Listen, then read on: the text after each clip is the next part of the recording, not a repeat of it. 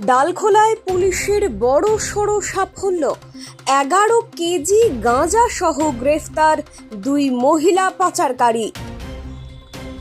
উত্তর দিনাজপুর জেলার ডালখোলায় মাদক বিরোধী অভিযানে বড় সড় সাফল্য পেল পুলিশ। রবিবার গভীর রাতে প্রায় 11 কেজি গাঁজা সহ 2 মহিলা পাচারকারীকে গ্রেফতার করেছে ডালখোলা থানার পুলিশ। পুলিশ সূত্রে জানা গেছে, শিলিগুড়ি থেকে রায়গঞ্জের উদ্দেশ্যে গাঁজা নিয়ে আসছিল 2 মহিলা।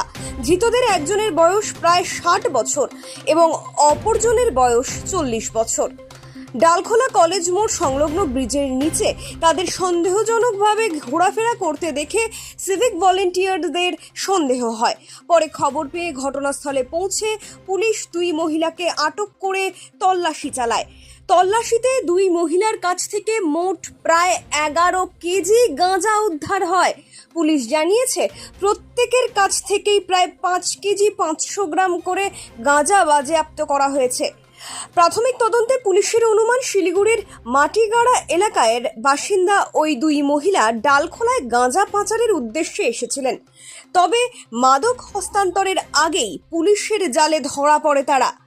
এই ঘটনার সঙ্গে আর কারা জড়িত এবং এর পেছনে বড় কোনো পাচার কেন্দ্র রয়েছে কিনা তা খতিয়ে দেখতে তদন্ত শুরু করেছে ডালখোলা থানার পুলিশ।